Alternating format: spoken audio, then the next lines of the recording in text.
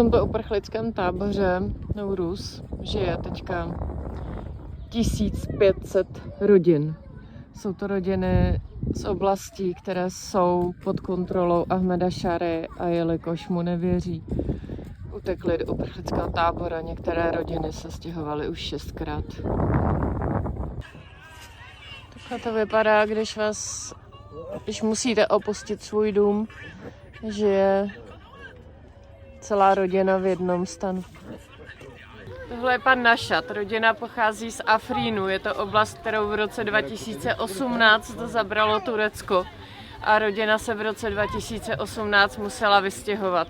Nechali v Afrínu svoji farmu, olivové stromy a pole. Od té doby se rodina stěhovala už 6krát. Nyní žije v tomto stanu. Je to 5. stan, ve kterém žijí. Neví, kam jít.